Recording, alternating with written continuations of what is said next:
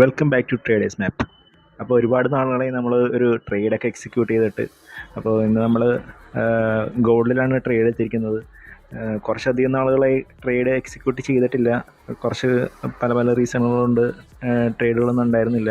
അതുപോലെ നമ്മളിപ്പോൾ ഒരു ഫോറക്സിൻ്റെ ഫണ്ടഡ് അക്കൗണ്ട് പാസ് ചെയ്യുക എന്നുള്ളൊരു ടാസ്ക്കാണ്. 5K അക്കൗണ്ടാണ് ഇപ്പോൾ എടുത്തിരിക്കുന്നത്.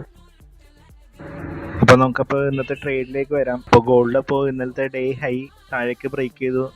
നല്ലൊരു ബെയറിഷ് ആയിട്ടായിരുന്നു ഇന്ന് മാർക്കറ്റ് കാണുന്നത്. അപ്പോൾ ഇന്ന് ഏഷ്യൻ സെഷനിലാണ് ഇന്നൊരു ട്രേഡ് എക്സിക്യൂട്ട് ചെയ്യുന്നത്. അപ്പോൾ താഴേക്ക് തന്നെ പോകുന്നുള്ളൊരു വ്യൂവിലാണ് ഞാൻ എടുത്തിരിക്കുന്നത്. ഗോൾഡ് അപ്പോൾ തൊട്ട് മുകളിലുള്ള 50 മിനിറ്റ് സപ്ലൈ സോണിൽ നിന്ന് വീണ്ടും താഴേക്ക് വരുന്നുള്ളൊരു എക്സ്പെക്റ്റേഷൻ തന്നെയാണ് എനിക്ക്. അപ്പോൾ ഒരു 1:2 റിസ്ക് റിവാർഡിൽ ഞാൻ ഒരു ട്രേഡ് അവിടെ മാർക്കറ്റ് എത്തുകയാണെങ്കിൽ പ്ലേസ് ചെയ്യാന്നുള്ളൊരു എക്സ്പെക്റ്റേഷനിലാണ് ഞാൻ ഇരിക്കുന്നത്. നമുക്ക് എന്തായാലും വെയിറ്റ് ചെയ്യാം. അസ്സലാമലൈക്കും.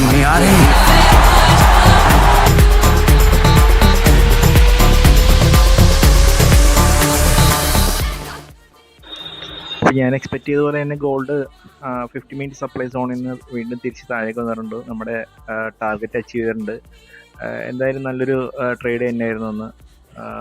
നിയർലി ഒരു $38 പ്രോഫിറ്റ് നമ്മൾ ഫണ്ടഡ് അക്കൗണ്ട് ഫേസ് 1 നമ്മൾ അച്ചീവ് ചെയ്യാറുണ്ട്.